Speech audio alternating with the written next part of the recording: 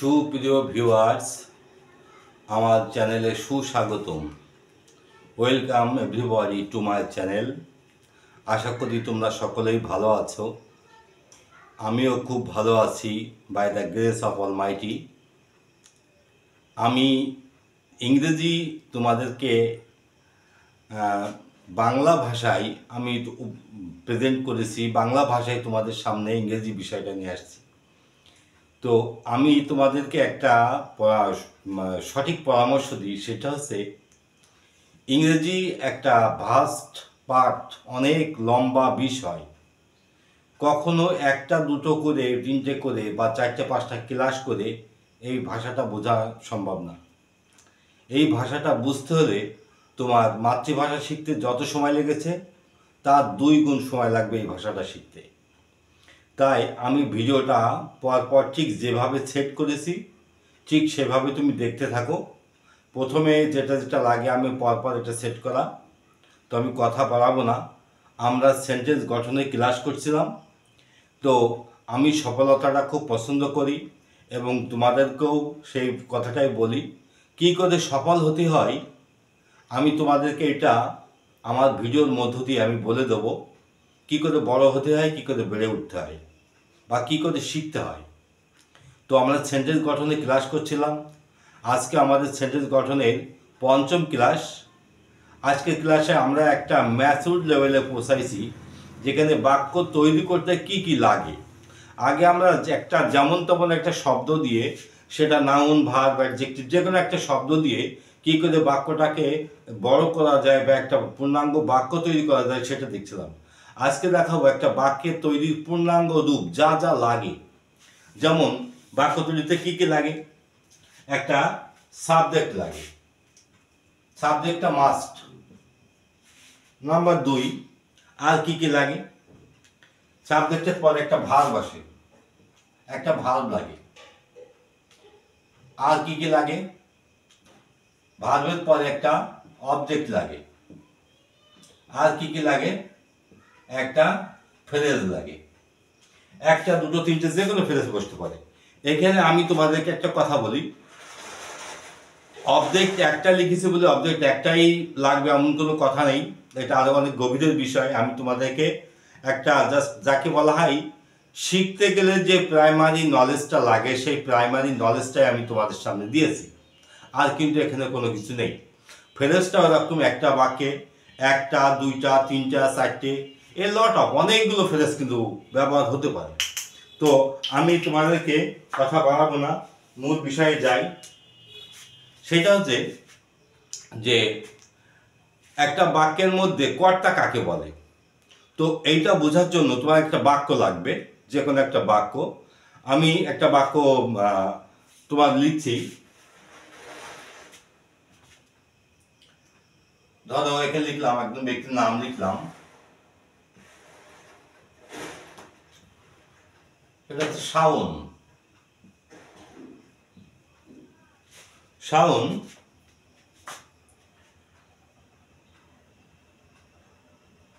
10 তারিখে চাকরিতে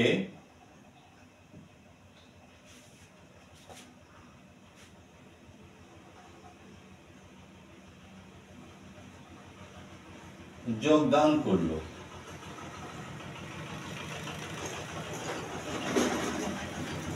দেখো এখানে আমি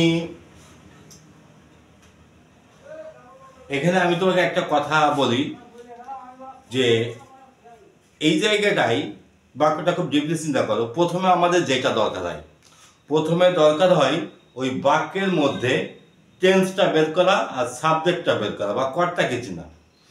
টেন্স এবং কর্তা এই দুটো যদি চিনতে ভুল হয় তাহলে বাকিগুলো কিন্তু তুমি ধাপে ধাপে আর চিনতে পারবে না। কারণ এখানে কর্তা দিয়ে আমরা সব কিছু খুঁজে বের করব, আর ক্রিয়া তো লাগবেই। তো এই বাক্যের দেখো কর্তা হচ্ছে শাওন, তাহলে এটা সাবজেক্ট। আর এবার ক্রিয়া কোনটা? সাধারণত বাংলায় বাক্যের শেষে বসে, সেটা হচ্ছে যোগদান করলো, এটা হচ্ছে ভাগ। এবার কিসে যোগদান করলো? চাকরিতে অবজেক্ট কত তারিখে যোগদান করলো ফ্রেজ। তো খেয়াল করো এই জায়গাটায় আমি বাক্যের মধ্যে 4টি উপাদানই ব্যবহার করেছি।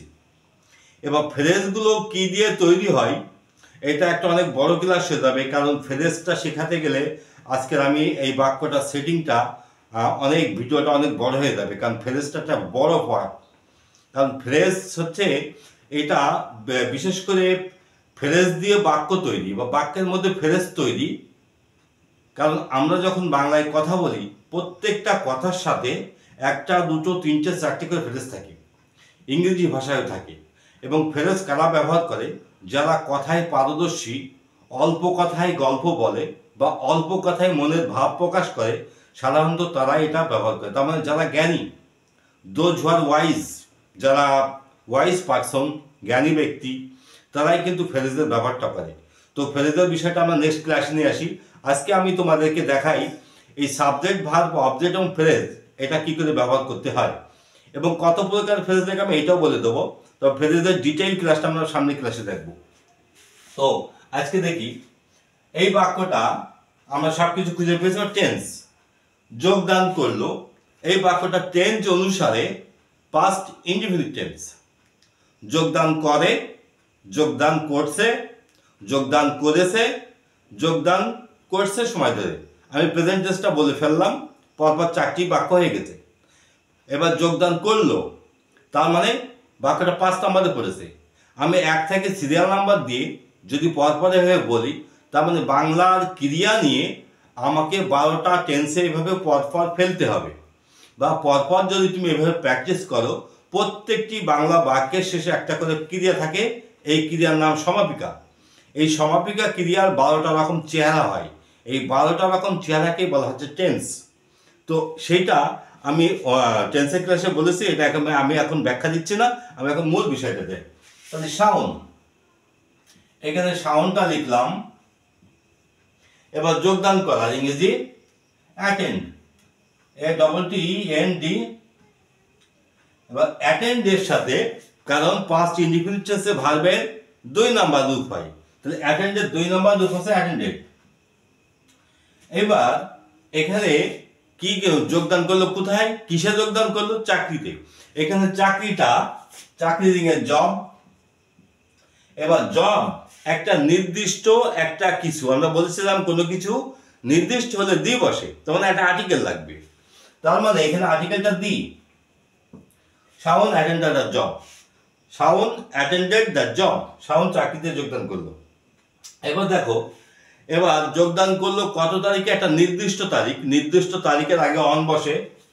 দেখো এই যে অন, মনে করো 10th, অন 10 তারিখ, এখানে 10ই মার্চ হতে পারে, 10ই এপ্রিল হতে পারে। আমি সেই মাসটা লিখে নিই এখানে, আমি জাস্ট একটু দেখাচ্ছি। এইবার দেখো এখানে এটা প্রিপজিশন আর এইটা একটা নাউন কমপ্লিমেন্ট। এই যে নাউন কমপ্লিমেন্ট এবং প্রিপজিশন, এটার ব্যাখ্যা না দিলে তুমি বুঝতে পারবে না। আমি তোমাকে এখানে সংক্ষেপে কয়েকটা কথা বলি। সাধারণত 5 প্রকারের ফ্রেজ যোগ হয় বা 5 প্রকারের ফ্রেজ ব্যবহার হয়। তো 5 প্রকারের মধ্যে আমি তোমাকে এখানে এক এক করে লিখি। 1 number prepositional phrase, prepositional phrase. 2 নম্বরে ব্যবহার হয় present participle phrase, present participle phrase. 3 নম্বরে ব্যবহার হয় ইনফিনিটিভ ফ্রেজ, ইনফিনিটিভ ফ্রেজ। 4 নম্বরে ব্যবহার হয় past participle phrase, past participle phrase. 5 নম্বরে ব্যবহার হয় অ্যাডজেক্টিভ ফ্রেজ, অ্যাডজেক্টিভ ফ্রেজ। এবার এর মধ্যে সবচেয়ে বেশি ব্যবহার হয় এই 4টে বাক্য, এই 4টে ফ্রেজ সবচেয়ে বেশি ব্যবহার হয়। এবার প্রিপজিশনাল ফ্রেজ কাকে বলে? এই যে এখানে লিখছি প্রিপজিশন যুক্ত কোনো নাউন কমপ্লিমেন্ট। নাউন কমপ্লিমেন্টটা বোঝাতে আমাকে বেশ সময় লাগবে, ওটা আমি ফ্রেজের ক্লাসে বোঝাবো। নাউন কমপ্লিমেন্টটা না বুঝলে তোমরা এই এক্সটেনশনটা, আমরা যেটাকে বলি বাক্যের মধ্যে এক্সটেনশন, আসলে এই এক্সটেনশনটা হচ্ছে ফ্রেজ। তো সেটা আমি ব্যাখ্যা না দিলে তুমি বুঝতে পারবে না। তো এখন আমি তোমাকে সংক্ষেপে কয়েকটা কথা বলি যে এই ফ্রেজগুলো বাক্যের মধ্যে অলংকার হিসেবে কাজ করে।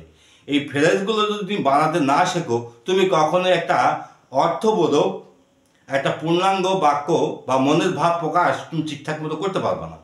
তোমার একটা জিনিস লিখতে ইচ্ছা করছে বা একটা বাক্য, একটা কথা লিখতে ওখানে দরকার, সেই কথাটা লিখতে গেলে দেখবা যে একটা ফ্রেজ চলে আসছে। যখনই ফ্রেজ চলে আসছে তখনই তুমি এখানে ট্রানজিশন করতে পারছো না বা তুমি বুঝতে পারছো না কিভাবে এইটা আমি সাজাবো। তো যাই হোক, আমরা ওইটা অনেক বেশ বড় একটা বা জটিল পার্ট, তো ওইটা ব্যাখ্যা না দিলে তুমি বুঝতে পারবো না। আমি আপাতত তোমাকে দেখাই, এই যে প্রিপজিশন যুক্ত নাউন কমপ্লিমেন্ট অর্থাৎ প্রিপজিশন যুক্ত যেটা তাকে বলা হচ্ছে prepositional phrase. Present participle phrase এটাকে বলা হচ্ছে আইএনজি যুক্ত। তার মানে প্রত্যেকটা জায়গায় একটা করে নাউন কমপ্লিমেন্ট আছে। সেই নাউন কমপ্লিমেন্ট এখানে আমি সংক্ষেপে লিখে দিই প্রিপজিশন যোগ নাউন কমপ্লিমেন্ট। আমি সংক্ষেপে এটা লিখে দিলাম, আমি ব্যাখ্যাটা পরে ক্লাসে দেব। আর এইটা টু যুক্ত ভার্ব প্লাস নাউন কমপ্লিমেন্ট, আর এইটা ভার্বের পাস্ট পার্টিসিপল মানে PP2 প্লাস নাউন কমপ্লিমেন্ট। এইটা ইনফিনিটিভ, ওটা প্রেজেন্ট পার্টিসিপল সরি, এখানে একটা ভুল হয়ে গেছে। এটা প্রিপজিশন যোগ নাউন কমপ্লিমেন্ট, এটা ভার্বের সাথে আইএনজি, ভার্ব যোগ আইএনজি যোগ নাউন কমপ্লিমেন্ট। এটা ইনফিনিট টু যুক্ত ভার্ব নাউন কমপ্লিমেন্ট, ভার্বের পাস্ট পার্টিসিপল যোগ নাউন কমপ্লিমেন্ট। এটা অ্যাডজেক্টিভ প্লাস আবার প্রিপজিশন লাগে প্লাস নাউন কমপ্লিমেন্ট। তবে এটা রেয়ার, এটার ব্যবহারটা খুব বেশি হয় না। সবচেয়ে বেশি ব্যবহার হয় এই চারটে ফ্রেজ। এই যে চারটে ফ্রেজ, বিশেষ করে প্রিপজিশনাল ফ্রেজ, ইনফিনিটিভ ফ্রেজ এবং প্রেজেন্ট পার্টিসিপল ফ্রেজ, এই তিনটে ফ্রেজ তুমি যত্রতত্র দেখতে পারবা, যেখানে সেখানে দেখতে পারবা। কারণ এই তিনটে ফ্রেজ আমরা সবচেয়ে বেশি ব্যবহার পাই, যেখানে সেখানে পাই। তো আমরা ফ্রেজের ক্লাসে এগুলো ব্যাখ্যা করব। এখন এটা আমরা আজকে কি কি শিখলাম? একটা বাক্য গঠন করতে গেলে বা পূর্ণাঙ্গ বাক্য গঠন করতে গেলে চারটে জিনিস লাগে। একটা সাবজেক্ট লাগে, একটা ভার্ব লাগে, একটা অবজেক্ট লাগে, আর একটা ফ্রেজ লাগে। তো আমরা আরেকটা বাক্য নিয়ে দেখি যেখানে এই বাক্যগুলো আমরা এভাবে সমাধান করি।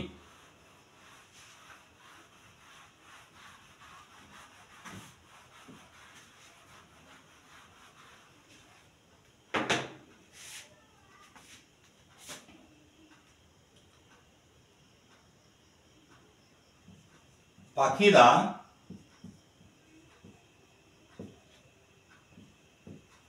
আকাশে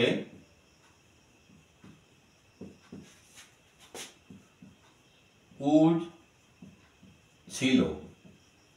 আমি একটা অর্থবোধক বাক্য লিখলাম। সেই বাক্যের মধ্যে এবার দেখা যাক যে এই বাক্যের মধ্যে কি কি আছে। তোমাকে আগেই বলে নি, একটা বাক্যের মধ্যে সব সময় অবজেক্ট থাকবে এমন কোনো কথা নেই, সব সময় ফ্রেজ থাকবে এমন কোনো কথা নেই।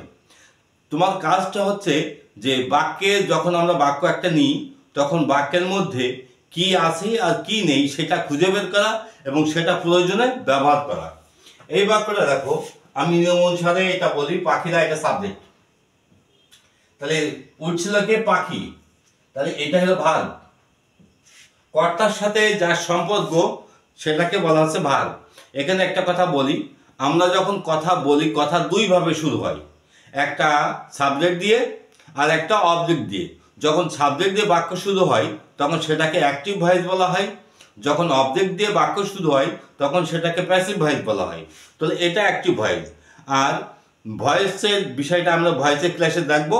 এখন আমরা সংখ্যাবিধিটা বলি। তাহলে সাবজেক্ট পেয়েছি, ভার্ব পেয়েছি, আর কোথায় ছিল? আকাশে। এইবার এখানে খেয়াল করো, এই যে আকাশে, আমরা অনেকেই এটা ভুল করি, এখানে আকাশে এটা কি অবজেক্ট? না। অবজেক্ট কাকে বলে, কর্তা কি করলো, এবং আমরা যেটাকে অবজেক্ট বলি সেই অবজেক্টটা হতে হলে তোমার এখানে যে ভার্বটা আছে এই ভার্বটা হতে হবে তোমাকে ট্রানজিটিভ ভার্ব, অর্থাৎ সকর্মক ক্রিয়া হতে হবে। ট্রানজিটিভ এবং ইন্ট্রানজিটিভ, আমার ভার্বের ক্লাসটা একটু দেখো, যেখানে ভার্বটা ডিটেইল আকারে বলেছি। তো এখানে এই যে ট্রানজিটিভ ভার্ব না হলে কখনো অবজেক্ট হয় না, অর্থাৎ এই ভার্বটা ট্রানজিটিভ ব্যবহার হয়নি, আমরা ব্যবহার করে দেখি। তার মানে যখন সাবজেক্ট ব্যবহার হয়, ভার্ব ব্যবহার হয়, এবং ভার্বটা যদি ট্রানজিটিভ হয় তাহলে অবজেক্ট আসবে, ইনট্রানজিটিভ যদি হয় তাহলে আর অবজেক্ট আসবে না। এখানে ইনট্রানজিটিভ ভার্বের ব্যবহার হয়েছে, তাই আমরা এখানে পেয়েছি তিনটে উপাদান, সাবজেক্ট পেয়েছি, ভার্ব পেয়েছি, আর ফ্রেজ পেয়েছি। Subject, verb, phrase. অবজেক্টটা এখানে লাগেনি। কেন লাগেনি? ট্রানজিটিভ ভার্ব ব্যবহার হয়নি, ট্রানজিটিভ ভার্ব ব্যবহার হয়নি, বা সকর্মক ক্রিয়ার ব্যবহারটা হয়নি। এই জন্য এই বাক্যটা কখনো অ্যাক্টিভ বা প্যাসিভ ভয়েস হবে না। এটা তোমার জেনারেলি এটাকে অ্যাক্টিভ ভয়েসও ঠিক বলে না, এটা তোমার একটা জাস্ট একটা বাক্য হয়েছে। অর্থাৎ আমরা ভয়েস চেঞ্জটা তখনই করি যখনই সেই বাক্যটা ট্রানজিটিভ ভার্ব দিয়ে করা হয়।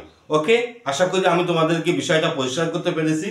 এখন দেখো পাখিরা, তাহলে পাখিরা ইংরেজি আমরা জানি বার্ডস।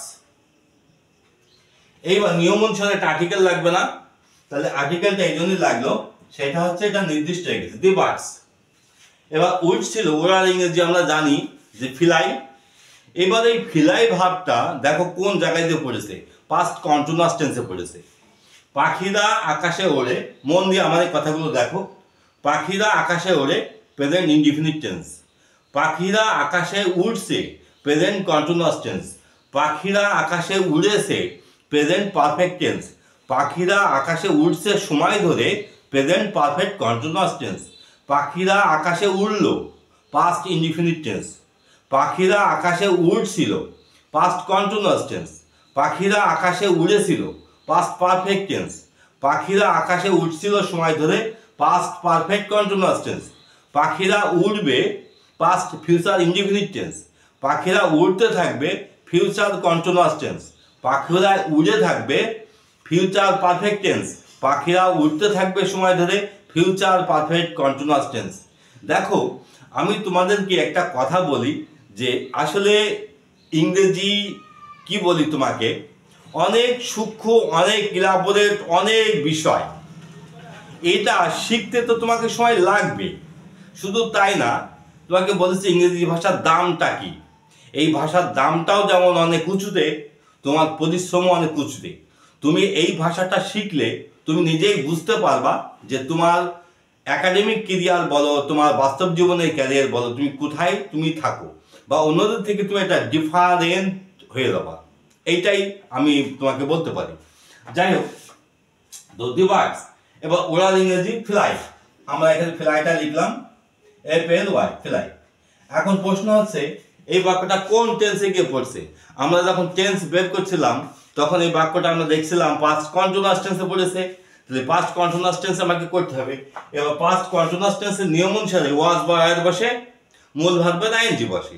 তাহলে এখানে দেখো সাবজেক্টটা হচ্ছে প্লুরাল, তাহলে তো ওয়াজ ভার্বের আর দরকার হবে না, তাহলে এখানে ওয়ারের দরকার।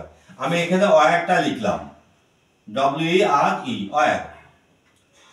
তাহলে দি বার্ডস ওয়ার।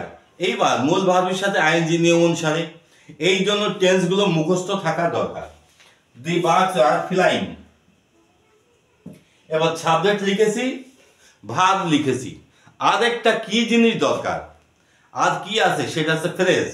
এইবার এটাকে কোন ফ্রেজ বলে? এটাকে প্রিপজিশনাল ফ্রেজ বলে।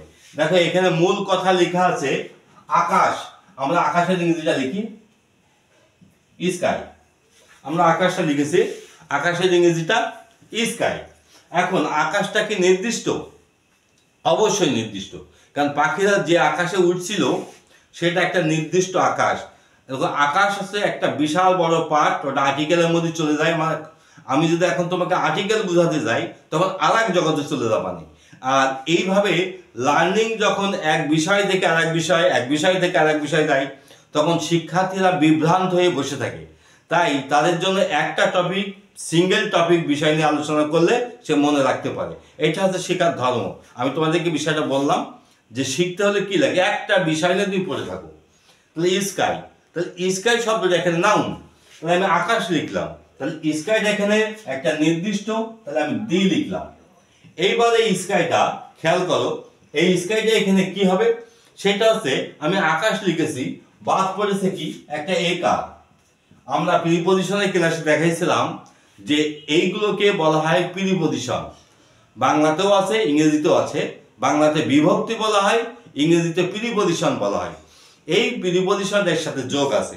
এখন একার যোগ হলে কি বসে, এ তে অন্তস্থ হলে ইন প্রিপজিশন বসে। তার মানে এখানে ইন প্রিপজিশনটা লাগবে। এই যে ইন প্রিপজিশন যোগ, এটাকে বলে নাউন কমপ্লিমেন্ট। এখন এইবার দেখো এখানে একটা প্রিপজিশনাল ফ্রেজ ব্যবহার হয়ে এটা একটা বাক্য গঠন হয়েছে। তার মানে এখানে সাবজেক্ট লেগেছে, ভার্ব লেগেছে, আর একটা প্রিপজিশনাল ফ্রেজ লেগেছে। আমি বাক্যটা আরেকটু তোমাকে ভিন্ন ভিন্ন বাক্য দিয়ে দেখাই। মিতা বই কিনতে বাজারে যাবে। আমরা একটা বাক্য নিলাম, মিতা বই কিনতে বাজারে যাবে।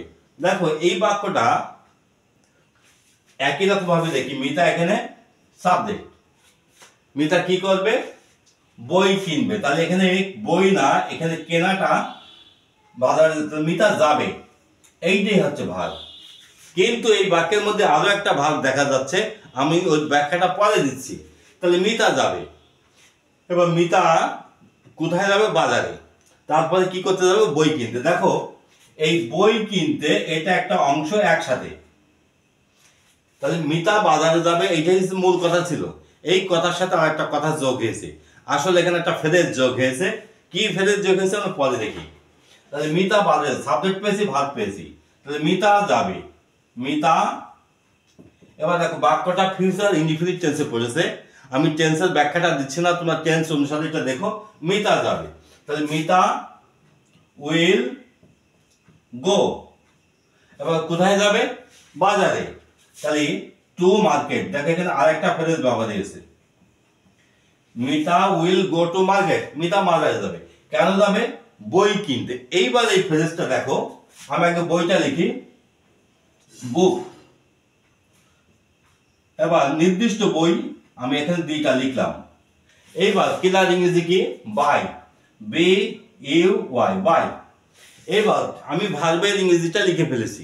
এইবার যেহেতু একই বাক্যে দুটো ভার্ব বসেছে, এখানে তোমরা একটা জিনিস কথা মনে রাখো, ভার্ব দুই প্রকার, একটা ফিনাইট, একটা নন ফিনাইট। আমি তো বাংলায় বলি, একটা সমাপিকা, একটা অসমাপিকা। সাবজেক্টের পাশে যেটা থাকে সেটাকে বলে সমাপিকা, সাবজেক্ট থেকে যেটা একটু দূরে থাকে সেগুলোকে বলে অসমাপিকা। এই অসমাপিকা ভার্ব হয় তিন প্রকারের, একটা টু যুক্ত হয়, একটা আইএনজি যুক্ত হয়, একটা পাস্ট পার্টিসিপল যুক্ত হয়। এখানে সেই টু যুক্ত ভার্বের ব্যবহার, এটাকে বলা হয় ইনফিনিটিভ। এইবার এই টু যুক্ত ভার্ব এরপরে ভার্বের প্রেজেন্ট ফর্ম বসে, অর্থাৎ টু যুক্ত ভার্ব বা ভার্বের প্রেজেন্ট ফর্ম। এবার আমি আরেকটা কথা লিখি, সেটা হচ্ছে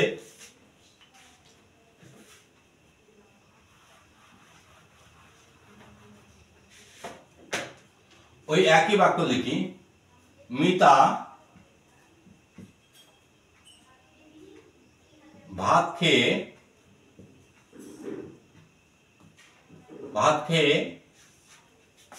বাজারে গেল, দেখো আমি বাক্যটা একই রকম লিখেছি প্রায়, কিন্তু ওখানে ক্রিয়াটা একটুখানি পার্থক্য। সেটা হচ্ছে কে গেল, মিতা গেল। তাহলে মিতা লিখলাম, মিতা গেল। এইবার যাওয়া, এখানে ইংরেজি, এই যে যাওয়া ভাবটা আমরা জানি গো পাস্ট ইনডিফিনিট টেন্সে হয়। তাহলে এখানে গো হবে না, ওয়েন্ট হবে। ওয়েন্ট টু মার্কেট, মিতা বাজারে গেল, মিতা ওয়েন্ট টু মার্কেট। এইবার প্রশ্ন হচ্ছে যে আমি যে ভাতটা নিয়েছি, ভাত খেয়ে, এখানে দেখো ভাতের ইংরেজি লিখলাম রাইস। এবার এই যে রাইস লেখো, ফুড লেখো, খাবার খাবার খেয়ে হতে পারে, খাবার খেয়ে এখানে খাবারটাই লিখলাম। ভাত না, ভাত কথাটা একদম ভালো লাগছে না, এখানে আমি খাবারটা লিখি, খাবার। খাবার খেয়ে কলেজে গেল, খাবারের ইংরেজি আমরা এখানে লিখলাম ফুড, ফুড। এইবার হচ্ছে খাওয়ার ইংরেজি কি, ইট। এই জায়গায় একটা গ্রামার আছে, সেটা হচ্ছে মূল ক্রিয়া ঘটার আগে, এই যে আমি তোমাকে অসমাপিকা ক্রিয়া যেটা বলছিলাম 3 রকমের, মূল ক্রিয়া ঘটার আগে যদি কোনো ক্রিয়া ঘটে সেটাকে বলা হচ্ছে তোমার প্রেজেন্ট পার্টিসিপল। মূল ক্রিয়া ঘটার পরে যদি কোনো ক্রিয়া ঘটে সেটাকে বলা হচ্ছে ইনফিনিটিভ। এই যে 3টে যে দেখালাম, সব থেকে বেশি ব্যবহার হয়, মোস্টলি এটা বেশি ব্যবহার হয়, সেটা হচ্ছে মিতা ওয়েন্ট টু মার্কেট। এবার এখানে ইটটা ইটিং হয়ে গেল, কেন এখানে ইটটা ইটিং হয়ে গেল? ইটটা ইটিং হয়ে গেল এই কারণেই, সেটা হচ্ছে মিতা গেল খাবার খেয়ে, তার মানে এই দেখো খাওয়া ক্রিয়াটা আগে ঘটে যাচ্ছে, যা অর্থাৎ আগে সে খাচ্ছে তারপরে সে যাচ্ছে, কিন্তু এই জায়গায় দেখো আগে যাচ্ছে তারপরে সে কিনছে, তার মানে এখানে কিনা ক্রিয়াটা পরে ঘটছে, এখানে খাওয়া ক্রিয়াটা আগে ঘটছে। তার মানে মূল ক্রিয়া ঘটার আগে যদি অসমাপিকা ক্রিয়া ঘটে যায় তাহলে আইএনজি যোগ হয়, মূল ক্রিয়া ঘটার পরে যদি অসমাপিকা ক্রিয়া ঘটে তাহলে সেখানে টু যুক্ত হয়। এটা শিক্ষার্থীদের কাছে অনেকটা বিভ্রান্ত লাগতে পারে, কারণ এত তথ্য বিশেষ করে একটা ইম্যাচিউর ব্রেনের মধ্যে সাধারণত থাকার কথা না। যারা শিক্ষার্থী, তোমাদেরকে আমি একটা পরামর্শ দিই, সেটা হচ্ছে তুমি সব কিছু যাই দেখো মন দিয়ে দেখো, ছোট ছোট করে দেখো, ছোট ছোট করে পদক্ষেপ নাও। তুমি একবারে অনেক কিছু নিয়ে বসো না। আর যদি তোমার ব্রেনের ক্যাপাসিটি থাকে তাহলে সেটা ভেরি গুড। তো আমি তোমাদেরকে বলবো, তোমার ব্রেন অনুসারে, তোমার লার্নিং ক্যাপাসিটির অনুসারে তুমি বিদ্যাটা লাভ করো। তবে তোমাকে এইটুকু বলতে পারি, তোমার কাছে যত বেশি তথ্য থাকবে তুমি মানুষটাও তত বেশি পরিপক্ক হবা। আজকে এই পর্যন্তই। আমার ক্লাসটা যদি ভালো লাগে তাহলে তুমি তোমার বন্ধুদের সাথে শেয়ার করে দিও, লাইক করে দিও, কমেন্ট করে দিও এবং সাবস্ক্রাইব করে দিও। ওকে, ধন্যবাদ। আবার দেখা হবে সামনের ভিডিওতে।